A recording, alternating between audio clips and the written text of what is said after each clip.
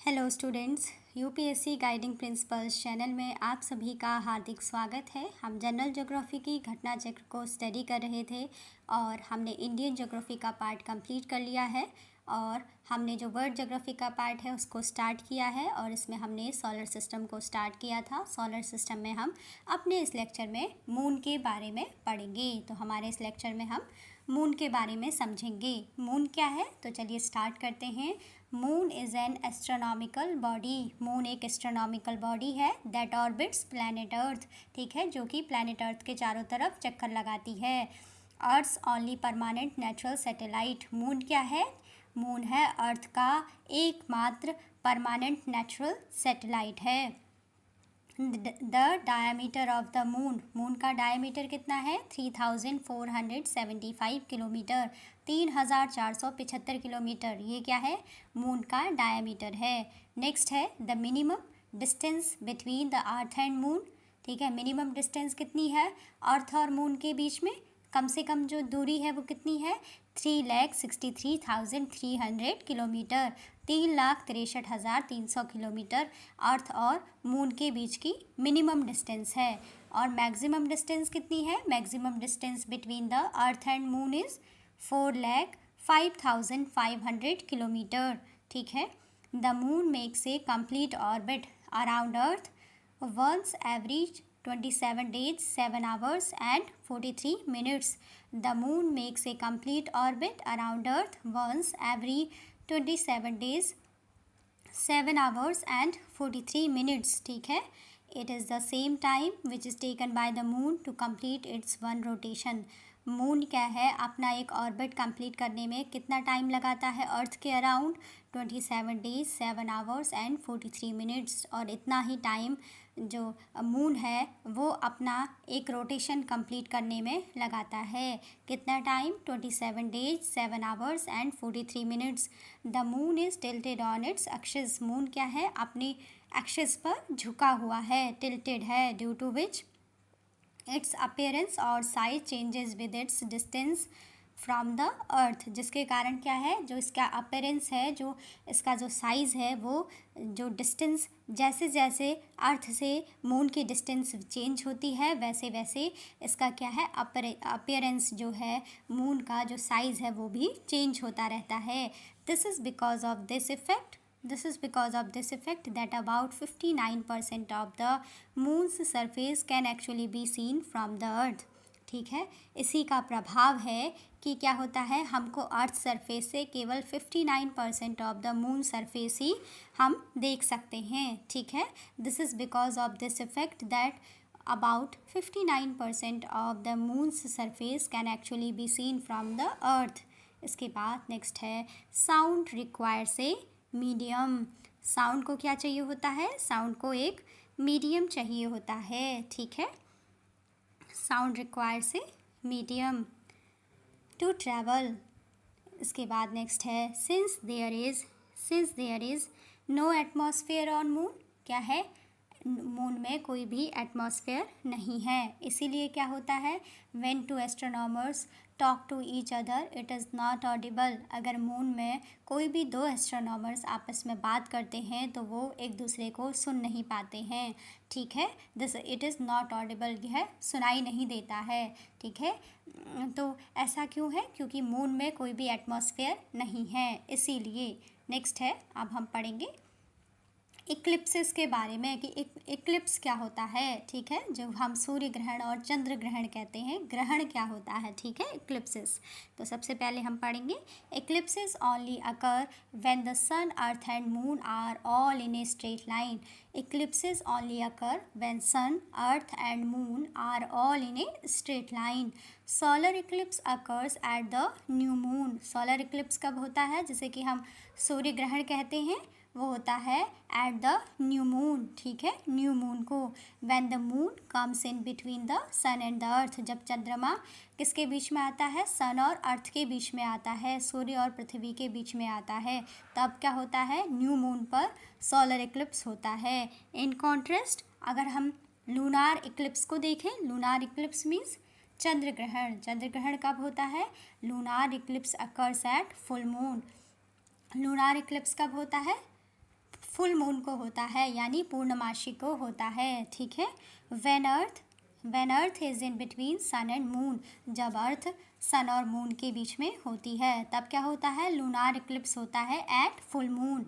उसके बाद नेक्स्ट है the type and duration of A lunar Eclipse depends upon the orbital tilt and alignment of the moon, ठीक है। The type and duration of A lunar Eclipse depends upon the orbital tilt and alignment of the moon. कहा गया है कि जो lunar Eclipse है, जो चंद्र ग्रहण है, इसका जो टाइप है, इसका जो प्रकार है और इसकी जो अवधि है, जो इसका ड्यूरेशन है कि कितने टाइम तक चंद्र ग्रहण रहेगा, कितने टाइम तक लूनर इक्लिप्स रहेगा या किस टाइप का होगा, ये किस चीज़ पर डिपेंड करता है, ये डिपेंड करता है orbital tilt and alignment of the moon पर।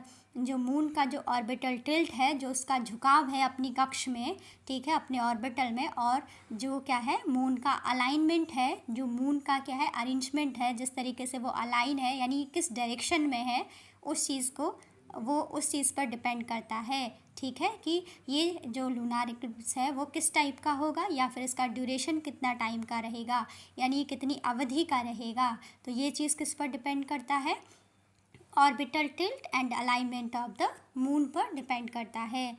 नेक्स्ट है when the moon is closest to the earth, ठीक है। When the moon is closest to the earth, that is 3,63,300 kilometre, then this condition is called perigee. Perigee पूछा जाता है और apogee भी पूछा जाता है, ध्यान रखिएगा। एपीजी क्या होती है, जब मून अर्थ के सबसे क्लोजेस्ट होता है तो इस कंडीशन को पेरिजी कहा जाता है। जब सबसे क्लोजेस्ट होता है मून अर्थ के, तो मून और अर्थ के बीच में कितनी डिस्टेंस होती है, 3,63,300 किलोमीटर, यानी 3,63,300 किलोमीटर डिस्टेंस होती है मून और अर्थ के बीच में, यानी चंद्रमा और पृथ्वी के बीच में कितनी डिस्टेंस होती है, 3,63,300 किलोमीटर। ये क्या है, मून जब क्या है अर्थ के सबसे क्लोजेस्ट होता है, और इसी कंडीशन को क्या कहते हैं, इसी कंडीशन को पेरिजी कहते हैं।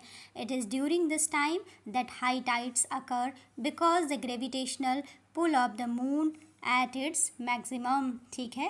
कह रहे हैं कि जो पेरिजी की सिचुएशन है, जब मून और अर्थ क्लोजेस्ट होंगे, ऐसा कब होता है, ऐसा तब होता है जब हाई टाइड्स होती हैं, जब हाई टाइड्स आती हैं, ठीक है। Because the gravitational pull of moon is at its maximum, उस टाइम पर क्या होता है, जब हाई टाइड आती हैं तो उस टाइम पे जो ग्रेविटेशनल पुल होता है, ग्रेविटेशनल जो खिंचाव होता है मून का, वो क्या होता है, मैक्सिमम होता है उस टाइम पर, ठीक है। इसीलिए कहा गया है कि जो पेरिजी की कंडीशन है वो कब होती है, it is during this time that high tides occur because the gravitational pull of moon at its maximum। उसके बाद नेक्स्ट अब हम पढ़ेंगे, पेरिजी तो हमने पढ़ लिया, नेक्स्ट पढ़ेंगे कि अपोजी क्या होता है। अपोजी क्या है, जस्ट अपोजिट है पेरिजी का, ठीक है। When the moon is eight the farthest distance from the earth, जब मून और अर्थ के बीच में बहुत ज़्यादा डिस्टेंस होती है, जब मून क्या है अर्थ से काफ़ी ज़्यादा दूर होता है, तो इस कंडीशन को क्या कहा जाता है, अपोजी कहा जाता है। When the moon is at it's farthest distance from the earth, the condition is called apogee. This is the time, apogee कब होती है, अपोजी में क्या होता है, अपोजी की सिचुएशन कब आती है, this is the time when low tides occur, जब कब आते, जब क्या आती हैं, लो टाइड्स आती हैं, ठीक है। Low tides occur because the gravitational pull of moon is minimum, उस टाइम पर जो ग्रेविटेशनल पुल ऑफ मून होता है वो मिनिमम होता है, और लो टाइड्स आती हैं तब जो अपोजी की कंडीशन है वो डेवलप होती है, ठीक है। और हमने जो पढ़ा पेरिजी, पेरिजी क्या होता है, when the moon is closest to earth, जब मून क्या है अर्थ के सबसे क्लोजेस्ट होता है, और वो डिस्टेंस कितनी है, 3,63,300 किलोमीटर, 3,63,300 किलोमीटर। और यह कंडीशन क्या कहलाती है, जब मून और अर्थ एक दूसरे के क्लोजेस्ट होते हैं तो ये कंडीशन कहलाती है पेरिजी। और ऐसा कब होता है, जब हाई टाइड्स अकर होती हैं, क्योंकि हाई टाइड्स के टाइम पर, जब हाई टाइड्स की जो परिघटना है वो होती है, तो उस टाइम पर जो मून का ग्रेविटेशनल पुल होता है वो मैक्सिमम होता है, ठीक है। पेरिजी में जो ग्रेविटेशनल पुल ऑफ मून है वो मैक्सिमम होता है, और उसके कारण क्या होती हैं, हाई टाइड्स अकर होती हैं, और तब पेरिजी की कंडीशन बनती है। और इसके जस्ट अपोजिट है अपोजी। अपोजी में हमने क्या पढ़ा कि when the moon is at the farthest distance from the earth the condition is called the apogee. और एपोजी में क्या होता है, apogee is the time when low tides occur, जब क्या होती है लो टाइड्स आती हैं और because the gravitational pull of the moon is minimum, उस टाइम पर मून का जो ग्रेविटेशनल पुल है वो क्या होता है, मिनिमम होता है। नेक्स्ट है इसके बाद the low tides are 20% smaller than high tides. The low tides are 20% smaller than the high tide. क्या होता है, लो टाइड्स 20% स्मॉलर हैं than the high tides. Next है इसके बाद a lunar perigee occurred on December 22nd 1999। ये बता रहे हैं कि लूनार पेरिजी की जो कंडीशन हुई, जो अकर्ड हुई, कब हुई, 22 दिसंबर 1999, due to which the moon appear to be the brightest, जिसके कारण क्या हुआ, मून बहुत ही ज़्यादा ब्राइट दिखाई दिया। Again on November 14, 2016 a full perigee occurred due to which the moon for the first time in over 60 years appeared to be the largest and the brightest. ठीक है, और वैसे भी जब हमें पता है पेरिजी हमने पढ़ा कि एक ऐसी कंडीशन है जब मून क्या है, क्लोजेस्ट टू द अर्थ है। जब हम देखते हैं कि हमारी अर्थ से जब कोई भी चीज़ क्लोजेस्ट होगी तो वो हमको कैसी दिखाई देगी, ज़्यादा ब्राइट, ज़्यादा चमकीली दिखाई देगी, ज़्यादा स्पष्ट दिखाई देगी, ज़्यादा क्लियर दिखाई देगी। ठीक है, तो इसीलिए कहा जा रहा है कि जो ये जब पेरिजी की कंडीशन एक बार तो ये अकर्ड होती है, पेरिजी की कंडीशन December 22, 1999 में, जिसके कारण क्या हुआ, हमको जो मून है वो बहुत ही ज़्यादा ब्राइटेस्ट दिखाई दिया। ठीक है, बहुत ही ज़्यादा चमकीला दिखाई दिया।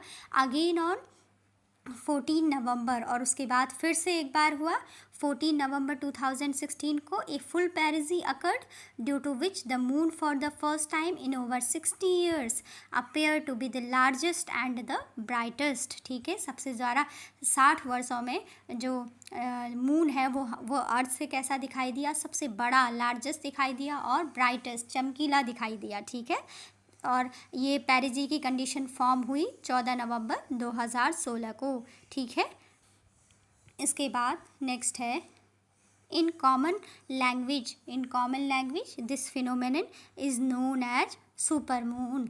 ठीक है, कॉमन लैंग्वेज में इस फिनोमेनन को क्या कहा जाता है, सुपर मून कहा जाता है। जब हमको क्या है, जो मून लार्जेस्ट और ब्राइटेस्ट दिखाई देता है तो उसको क्या कहा जाता है, नॉर्मली सुपर मून कहा जाता है। ड्यूरिंग सुपर मून के टाइम पर क्या होता है, during super moon the moon appears रफली 14%।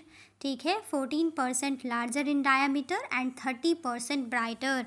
ठीक है, during super moon the moon appears रफली 14% larger in diameter and 30% brighter. ठीक है, during a total lunar eclipse earth completely blocks direct sunlight from reaching the moon during a total lunar eclipse. जब चंद्र ग्रहण होता है, जब पूर्ण रूप से चंद्र ग्रहण होता है तो उस टाइम पर क्या होता है, earth completely blocks direct sunlight from reaching the moon.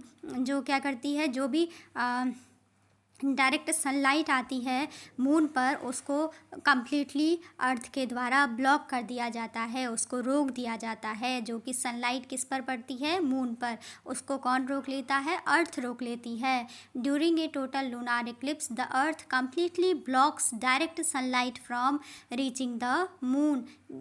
जो डायरेक्ट सनलाइट पड़ने वाली होती है मून पर, उसको क्या करती है, अर्थ कम्प्लीटली ब्लॉक कर लेती है, कम्प्लीटली ब्लॉक कर देती है, यानी रोक देती है। और इसी सिचुएशन को क्या कहा जाता है, लूनार एक्लिप्स कहा जाता है। ठीक है, during a total lunar eclipse the earth completely blocks direct sunlight from reaching the moon. The only light reflected from the lunar surface has been refracted by the earth's atmosphere। क्या पढ़ रहे हैं हम इसमें, During a total number of eclipses, Earth completely blocks direct sunlight from reaching the moon. The only light reflected from the lunar surface has been refracted by the Earth's atmosphere. उस time पर क्या होता है, total lunar eclipse के time पर the only light reflected from the lunar surface has been refracted by the Earth's atmosphere. Earth atmosphere के द्वारा केवल वही लाइट रिफ्लेक्ट की जाती है, ठीक है, जो कि क्या है, जो कहाँ से आई है, जो लूनार सरफेस के द्वारा रिफ्लेक्ट हुई हो, ठीक है, उसी को क्या किया जाता है, अर्थ के एटमॉस्फेयर में उसी को क्या किया जाता है, रिफ्लेक्ट किया जाता है, ठीक है. The only light reflected from the lunar surface has been refracted by the earth atmosphere, ठीक है. the only light reflected from the lunar surface, जो केवल क्या है, lunar surface से जो केवल जो reflected light है उसी को ही अर्थ के एटमॉस्फेयर के द्वारा क्या किया जाता है, उसको रिफ्रैक्ट किया जाता है, ठीक है. उसके बाद नेक्स्ट है, due to the reddish colour a totally eclipsed moon is sometimes called a blood moon, ठीक है. Due to the reddish colour a totally eclipsed moon is sometimes called a blood moon, ठीक है. Blood moon कब कहलाता है, due to the reddish colour के कारण a totally eclipsed moon, जो टोटली इक्लिप्स्ड मून है समटाइम्स इसको कहा जाता है ब्लड मून, ठीक है. इसके बाद नेक्स्ट अब हम पढ़ेंगे ब्लू मून. ब्लू मून क्या होता है, इसको देखते हैं. Blue moon is an additional full moon that appears in a subdivision of a year either as the third or fourth moon in a season or a second full moon is a month of the common calendar. इसमें क्या पढ़ा हमने, इसमें पढ़ा हमने कि एक blue moon क्या होता है, a blue moon is an additional full moon that appears in a subdivision of a year either as the third or fourth full moon in a season or a second full moon is a month of the common calendar. A blue moon is an additional full moon, एक additional full moon है blue moon that appears, जो appear होता है in a subdivision of a year, ठीक है, in a subdivision of a year either as the third और या फिर थर्ड या फोर्थ फुल मून में अपेयर होता है, इन ए सीज़न, किसी भी एक सीज़न में, या फिर sub division of a year में, ठीक है, या फिर as the third or fourth full moon में किसी भी सीज़न में, और a second full moon in a month, ठीक है, और a second full moon is a month of the common calendar. तो ये ब्लू मून्स की कंडीशंस बताई गई हैं कि ब्लू मून्स कब कब अपेयर होता है. A blue moon is additional full moon that appears in a subdivision of a year either as the third or fourth moon in a season or a second full moon in a second full moon is a month of the common calendar, ठीक है. ये blue moon के occurrence या appearance को बताया गया है. तो फिर से इसको देख लेते हैं एक बार. ब्लू मून कब अपेयर होता है, ए ब्लू मून क्या है, एक एडिशनल फुल मून है that appears in a subdivision of a year, या तो एक ईयर के सब डिवीज़न में अपेयर होता है ब्लू मून, या फिर कब अपेयर होता है as the third or the fourth full moon in a season, एक सीज़न में जो थर्ड या फोर्थ फुल मून है उस टाइम पर, ठीक है, और a second full moon is a month of the common calendar, या फिर किसी भी जो कॉमन कैलेंडर है उसका किसी भी मंथ के जो सेकेंड फुल मून है उस टाइम पर ये अपेयर होता है ब्लू मून, ठीक है. तो ये सभी सिचुएशन किसके अकरेंस के बारे में पढ़ी हमने, ब्लू मून के अकरेंस के बारे में पढ़ी, ठीक है. हम नेक्स्ट आगे देखते हैं. One lunar month is around 29.5 days long. एक lunar month कितना होता है, एक lunar month is around 29.5 days long. If we multiply 29.5 days with 12 months, we get 354 days, which means there could be 12 full moons in a year.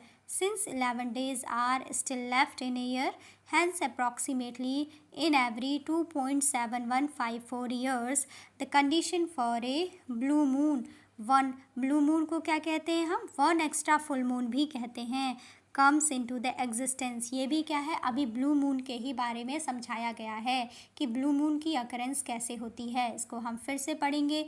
A blue moon is an additional full moon that appears in a subdivision of a year either as the third or the fourth full moon in a season or a second full moon is a month of the common calendar. One lunar month is around 29.5 days long. If we multiply 29.5 days with 12 months, we get 315 days, which means there could be 12 full moons in a year.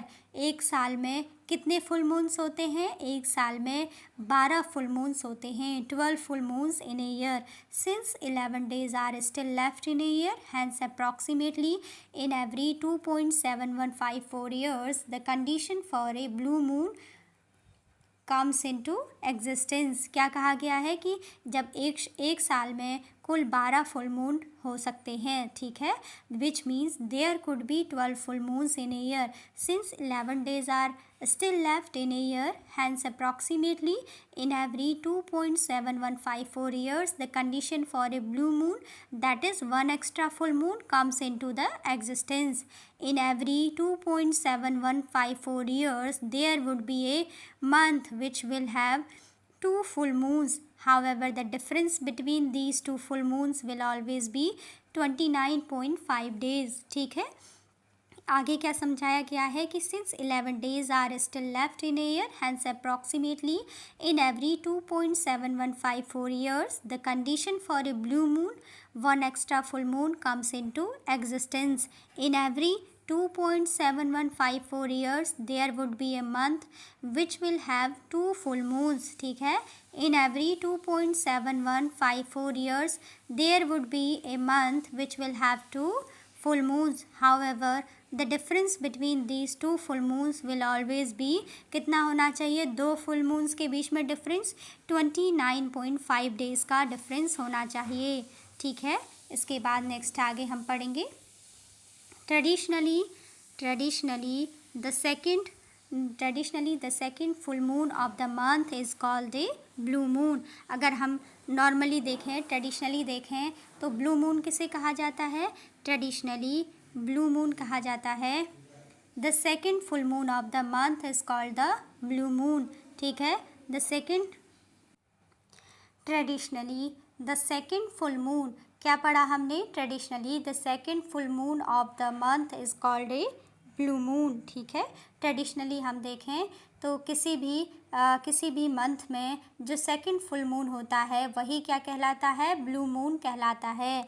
Traditionally the second full moon of the month is called the blue moon. Traditionally the second full moon, ध्यान रखिएगा, traditionally the second full moon of the month is called a blue moon. Accordingly, in the year 2009, there were 2 full moons in December, ठीक है।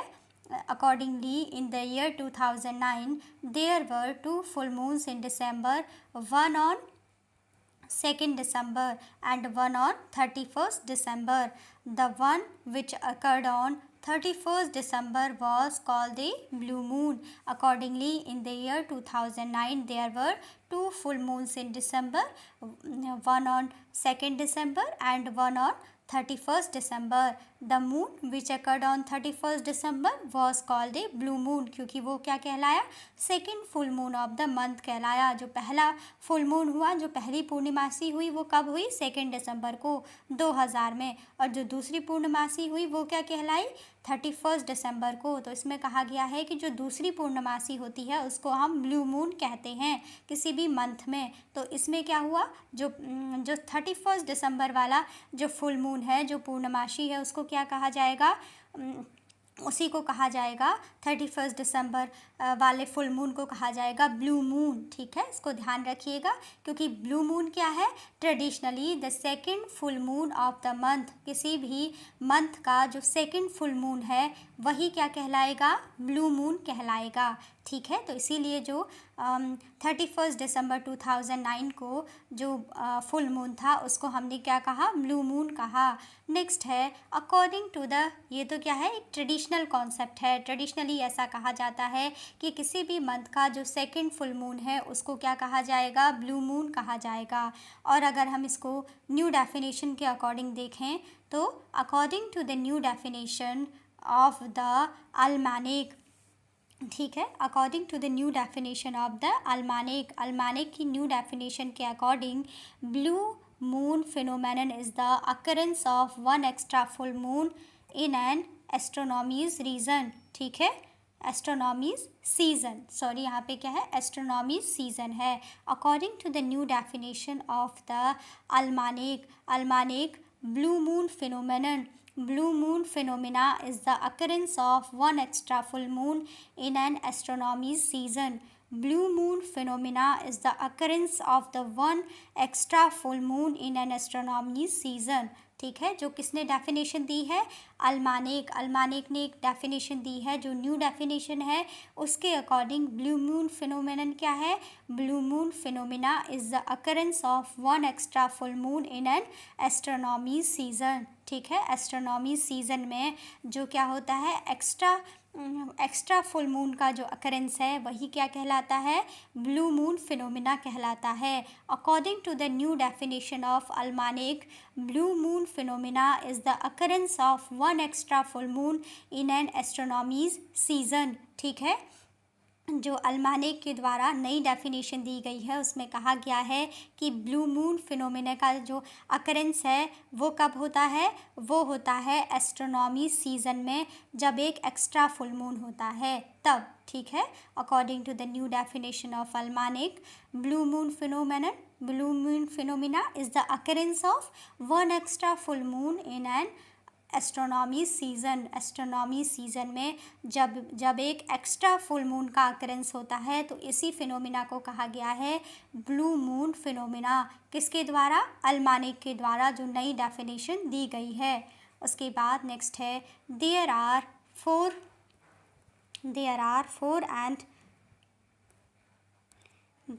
Four क्या दिया है, there are 4 astronomical seasons in a year starting from 21 March and 23 September, the equinoxes, ठीक है, and other 2 starting from 21 June and 22 December, summer and winter solstice respectively. क्या कहा गया है कि there are 4 astronomical seasons in a year, क्या है, एक ईयर में 4 एस्ट्रोनॉमिकल सीजन्स होते हैं। There are 4 astronomical seasons in a year starting from 21 March and 23 September, the equinoxes, and other 2 starting from 21st June and 22nd December, summer and winter solstice respectively. Hence the astronomical seasons are like this. पहला जो astronomical season है वो कब से कब तक होगा, जो पहला एस्ट्रोनॉमिकल सीज़न है वो होगा 21 मार्च टू 20 जून। जो सेकंड एस्ट्रोनॉमिकल सीज़न होगा वो कब से कब तक होगा, 21 जून टू 22 सितंबर। जो थर्ड एस्ट्रोनॉमिकल सीज़न होगा वो कब से कब तक होगा, 23 सितंबर टू 21 दिसंबर। और जो फोर्थ एस्ट्रोनॉमिकल सीज़न है वो कब से कब तक होगा, 22 दिसंबर से लेकर 20 मार्च तक फोर्थ एस्ट्रोनॉमिकल सीज़न होगा, ठीक है। इसके बाद नेक्स्ट है every season is divided into 3 months. जो प्रत्येक सीज़न है वो 3 मंथ्स में डिवाइडेड है।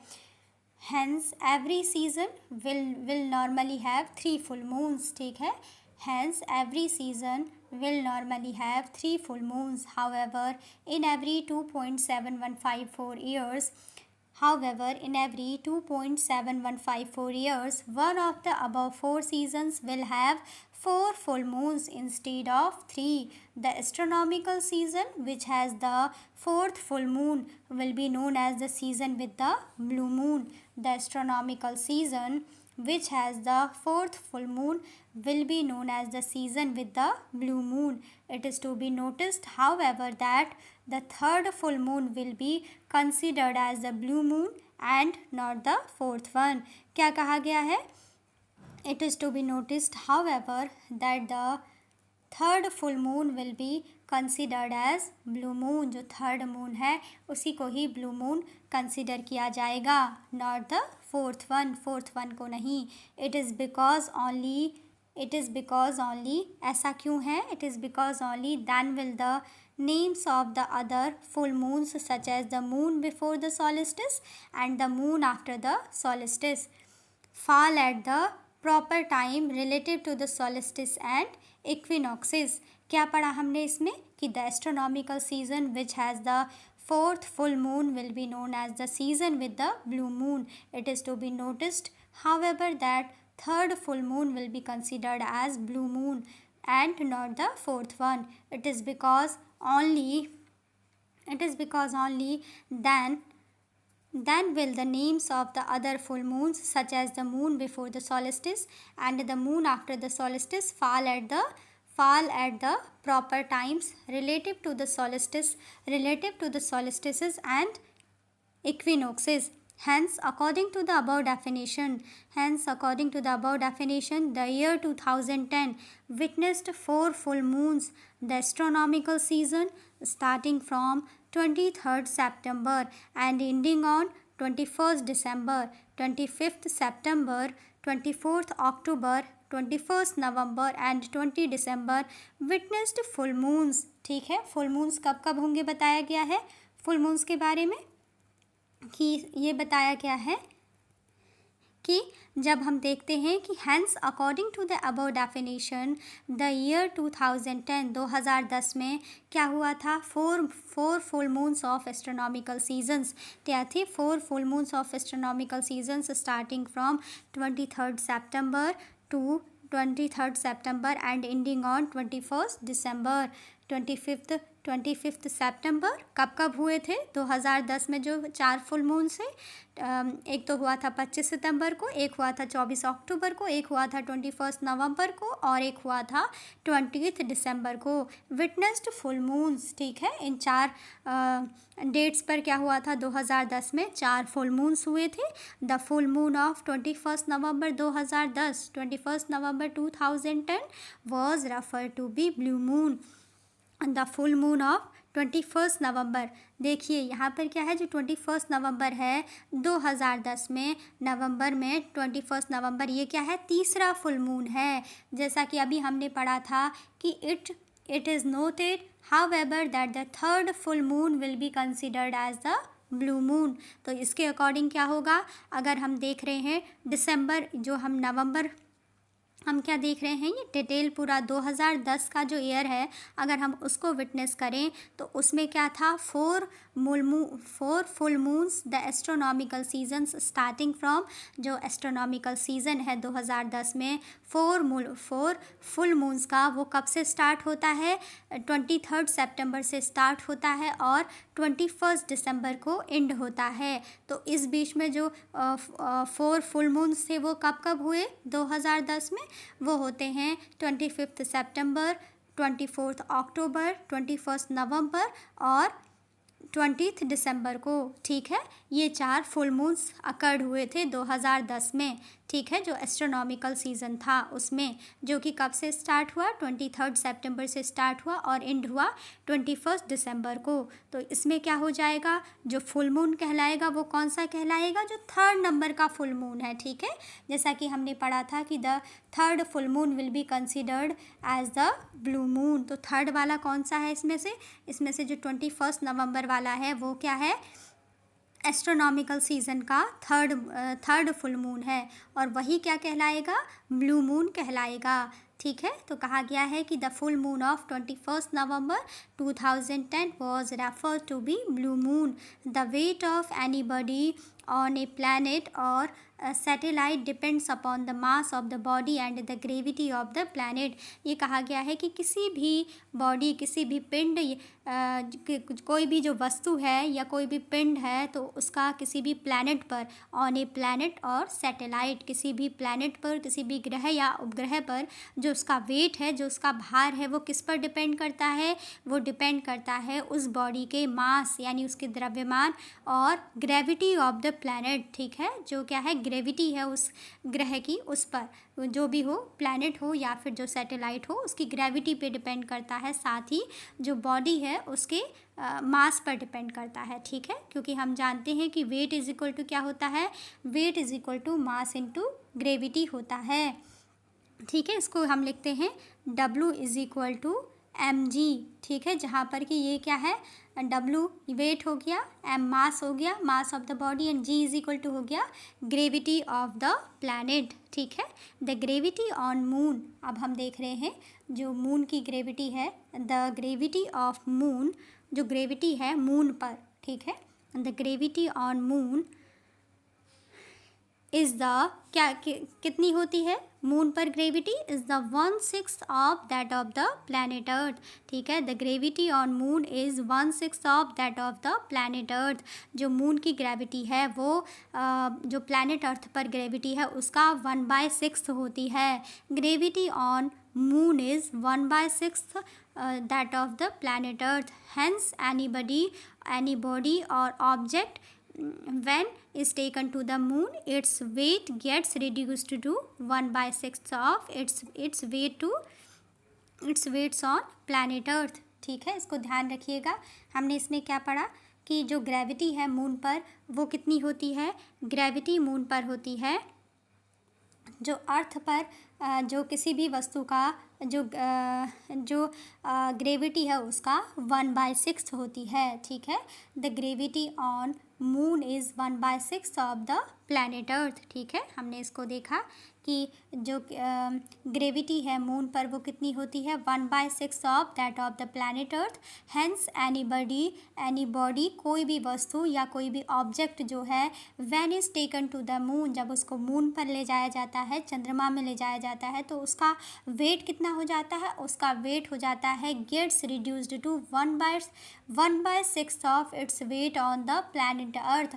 जितना उसका अर्थ में वेट था उसका 1/6 हो जाती है। अगर कोई भी चीज़ मून पर जाती है तो क्या हो जाएगा, उसका जो वेट है वो जितना उसका अर्थ में वेट था, हमारी पृथ्वी पर जितना वेट था उसका 1/6 हो जाता है। ठीक है, क्यों, क्योंकि ग्रेविटी मून पर gravity 1/6 of that of the planet earth होती है। जो ग्रेविटी है मून की वो कितनी होती है, अर्थ की ग्रेविटी का 1/6 होती है। ये बात ध्यान रखिएगा।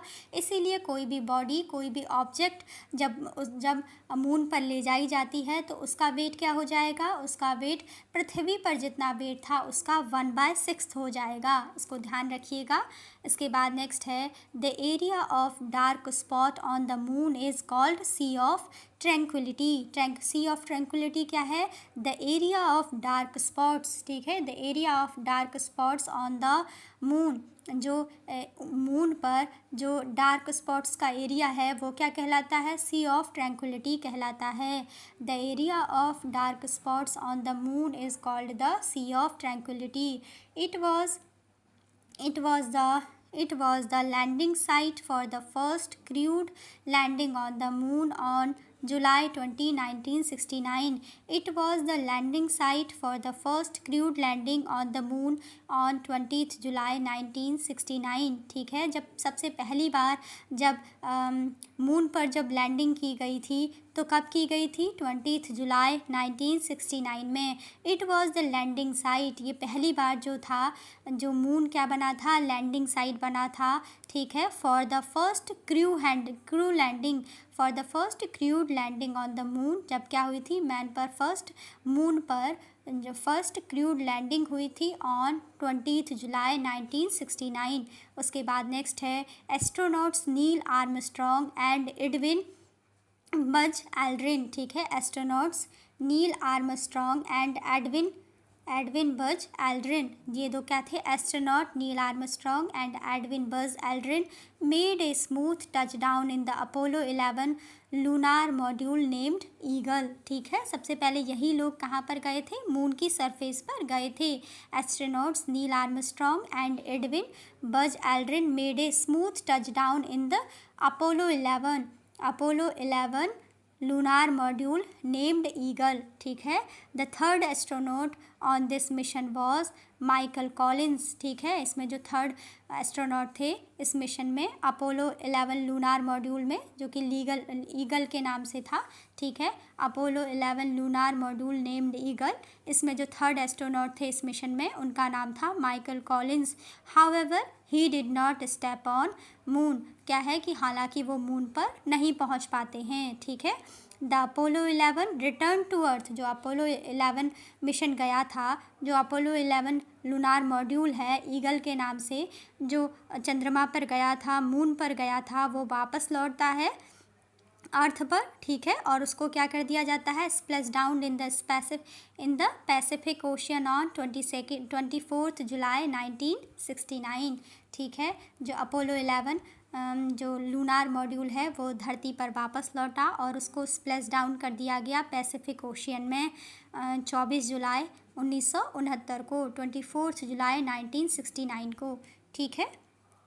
तो क्या पढ़ा हमने कि the Apollo 11 return to the earth and splashed down in the Pacific ocean on 24 July 1969. The mission brought back with the substances from the surface of the moon which weighed around 47 pounds, ठीक है. The mission brought back with the substances from the surface of the moon which weighed around 47 pounds. It was used for research purposes, ठीक है. इस mission में क्या वापस लाया गया था, the mission brought back with the substances from the surface of the moon, ठीक है. वहाँ से कुछ सब्सटेंसेस को लाया गया था from the surface of the moon से, विच वेटेड, जिनका वेट कितना था, अराउंड 47 पाउंड्स था, ठीक है. ऐसी कुछ चीज़ें इस मिशन के थ्रू वापस लाई गई थी. कहाँ से लाई गई थी, मून, जो मून की सरफेस है वहाँ से लाई गई थी, जिससे कि इनका यूज़ किस में किया गया, रिसर्च पर्पज़ के लिए इसका यूज़ किया गया. It was used for the research purpose. इसके बाद नेक्स्ट है Chandrayaan first was India's first lunar probe, ठीक है. Chandrayaan first was India's first lunar probe. Chandrayaan first was launched by the Indian space research Organisation. Chandrayaan first को Indian space research organisation ISRO के द्वारा launch किया गया 2008 में. 2008 में चंद्रयान फर्स्ट को इसरो के द्वारा लॉन्च किया गया एंड ऑपरेटेड अंटिल अगस्त 2009. और कब तक ऑपरेट किया गया, अगस्त 2009 तक इसको ऑपरेट किया गया. India launched the space craft, India के द्वारा एक स्पेस क्राफ्ट को लॉन्च किया गया यूजिंग ए PSLV XL rocket, PSLV C11, ठीक है. India launched the space craft using A PSLV XL rocket, PSLV C11. India ने एक स्पेस क्राफ्ट लॉन्च किया जिसमें कि किसका यूज़ किया गया था, PSLV XL रॉकेट का यूज़ किया गया था. और उस स्पेस क्राफ्ट का नाम क्या था, PSLV C11. The vehicle was inserted into lunar orbit on 8 November 2008, ठीक है. The vehicle was inserted into lunar orbit on 8 November 2008. 8 नवंबर 2008 को इस व्हीकल को इंसर्ट किया गया लूनार ऑर्बिट पर, ठीक है. on 14th November 2008 the moon impact probe indigenously built separated from the Chandrayaan. On 14th November 2008 the moon impact probe, ठीक है, the moon impact probe indigenously built separated from the Chandrayaan. इसके बाद next है आगे, and struck the south pole moon in a controlled manner making India the fourth country to place its flag on moon, ठीक है. क्या हुआ था उसमें, जो चंद्रयान फर्स्ट मिशन है, Chandrayaan first was India's first lunar probe. Chandrayaan first was launched by the Indian space research organisation in October 2008. Chandrayaan mission को, जो चंद्रयान फर्स्ट था, ये क्या था, पहला चंद्रमा पर किया जाने वाला पहला प्रोब था, पहला मिशन था, ठीक है, चंद्रमा पर भेजा जाने वाला. और चंद्रयान फर्स्ट को इसरो के द्वारा लॉन्च किया गया. कब लॉन्च किया गया, अक्टूबर 2008 में. इंडियन स्पेस रिसर्च ऑर्गेनाइजेशन के द्वारा अक्टूबर 2008 में चंद्रयान फर्स्ट को लूनार में यानी जो क्या है मून है, मून में इसको क्या किया गया, लॉन्च किया गया। और इसको कब तक ऑपरेट किया गया, अक्टूबर 2008 में इसको लॉन्च किया गया और अगस्त 2009 तक इसको ऑपरेट किया गया। India launched the space craft using A PSLV XL rocket. ठीक है, इंडिया ने जो PSLV XL रॉकेट का प्रयोग करके PSLV C11 नाम के स्पेस क्राफ्ट को लॉन्च किया। ठीक है, India launched the space craft using PSLV XL rocket. ठीक है, PSLV C11 को लॉन्च किया, जो कि एक स्पेस क्राफ्ट है जिसमें कि PSLV XL रॉकेट यूज किया गया। The vehicle was inserted into lunar orbit on 8 नवंबर 2008।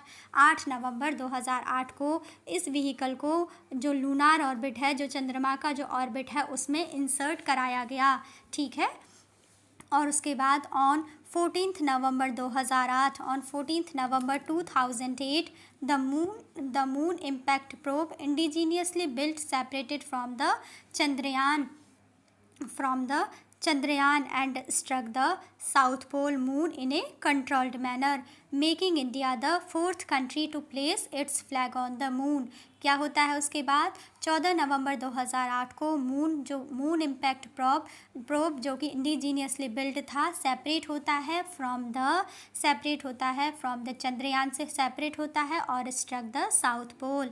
ठीक है, जो मून का जो साउथ पोल है वहाँ पर एक कंट्रोल्ड मैनर में स्ट्रक होता है। ठीक है, और इसमें इंडिया को क्या मिलती है, सफलता मिलती है और इंडिया क्या बन जाता है, फोर्थ कंट्री बन जाता है to place its flag on the moon. ठीक है, इंडिया इसके बाद फोर्थ कंट्री बन जाता है टू प्लेस इट्स फ्लैग, अपना जो ध्वज है वो लहराने वाला, कहाँ पर, मून पर। ठीक है, तो ये हो गया इसमें मून पर पहुंचने वाला। ठीक है, फोर्थ कंट्री बन गया इंडिया जब ये वाला जो PSLV C11, ठीक है, PSLV C11 का जो स्पेस क्राफ्ट लॉन्च किया गया, जिसमें कि जो PSLV XL रॉकेट का यूज किया गया। ठीक है, जब ऐसा किया गया तो सबसे पहले साउथ पोल, मून के साउथ पोल पर पहुंचने वाला क्या हुआ, इंडिया फोर्थ कंट्री बन गया।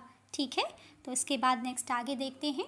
The Indian space research organisation ISRO set up a, ठीक है, the Indian space research organisation ISRO set up a deep space network DSN centre in Byalalu. ठीक है, बयालालू, बेंगलुरु। ठीक है, बेंगलुरु में इंडियन स्पेस रिसर्च ऑर्गेनाइजेशन ने एक deep space network DSN centre जो है वो बेंगलुरु में इस्टेब्लिश किया। ठीक है, चंद्रयान फर्स्ट को ट्रैक करने के लिए, और इसका नाम क्या है, ब्यायालू। ठीक है, ब्यालालू, इस तरीके से इसका नाम है। बेंगलुरु में एक सेंटर बनाया गया डीप स्पेस नेटवर्क के नाम से। ठीक है, डीप स्पेस नेटवर्क सेंटर है जो कि इसरो के द्वारा सेटअप किया गया बेंगलुरु में टू ट्रैक चंद्रयान फर्स्ट को ट्रैक करने के लिए।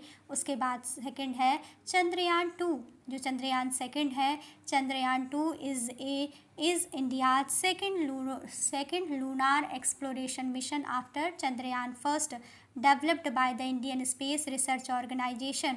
The mission is launched to the moon by a geosynchronous satellite launch vehicle Mark 3rd GSLV Mk3 M1। ठीक है, on July 22, 2019। ये कहा जा रहा है कि चंद्रयान 2 क्या है, इंडिया का सेकंड लूनार एक्सप्लोरेशन है, सेकंड जो है मून का एक्सप्लोरेशन मिशन है आफ्टर चंद्रयान फर्स्ट, और इसको डेवलप किया गया इंडियन स्पेस रिसर्च ऑर्गेनाइजेशन के द्वारा। ठीक है, और जो चंद्रयान 2 है उस मिशन को लॉन्च किया गया to the moon by a geosynchronous satellite, एक जियोसिंक्रोनस सैटेलाइट लॉन्च व्हीकल के द्वारा। ठीक है, geosynchronous satellite launch vehicle mark 3rd GSLV Mk3 M1 के द्वारा।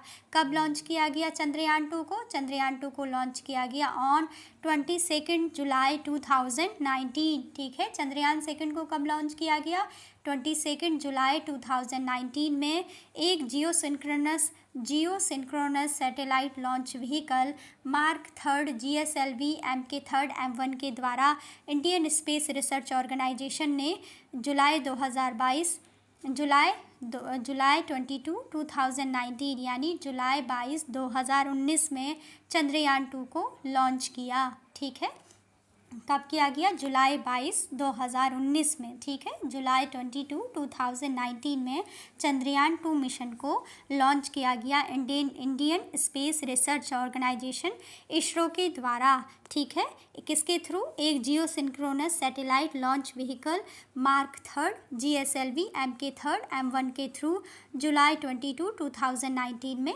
चंद्रयान 2 को लॉन्च किया गया। It includes A lunar orbiter. ठीक है, इसमें क्या आता है? इसमें इंक्लूड किया गया एक लूनार ऑर्बिटर को, एक लैंडर को और एक रोवर को। ऑल डेवलप्ड इंडिजीनियसली, और सभी को इंडिया में ही बनाया गया, खुद स्वयं ही बनाया गया।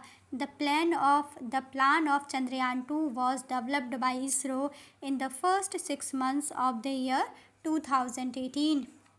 The plan of the Chandrayaan 2 was developed by ISRO in the first 6 months of the year 2018. जो चंद्रयान 2 का जो प्लान है, ये कहा जा रहा है कि ये इसरो के द्वारा बनाया गया था 2018 के क्या है, जो पहले 6 मंथ हैं, जो पहले 6 मंथ हैं, उनमें बनाया गया इस प्लान को कि चंद्रयान 2 को क्या करेंगे? लॉन्च करेंगे। और इसको लॉन्च कब किया गया इसरो के द्वारा? 22 जुलाई 2019 यानी 22 जुलाई 2019 को इसरो के द्वारा जो चंद्रयान 2 है उसको एक geosynchronous satellite launch vehicle, जिसका नाम क्या है? मार्क 3 GSLV MK3 M1 के थ्रू लॉन्च किया गया। ठीक है, और इसमें क्या था? इसमें एक लूनार ऑर्बिटर था, एक लैंडर था और एक रोवर था, और इन सभी को इंडिजीनियसली बनाया गया था। ठीक है, तो ये हमने पढ़ा अपने जो नेचुरल सैटेलाइट है अर्थ का, मून के बारे में। ठीक है, तो अभी का लेक्चर यहीं पे रखते हैं। नेक्स्ट लेक्चर में हम जो मून से रिलेटेड क्वेश्चंस हैं उनको हम कंप्लीट करेंगे, उनको सॉल्व करेंगे। आई होप कि आपको समझ में आया हो। अभी का लेक्चर यहीं पे रखते हैं। Thanks for watching.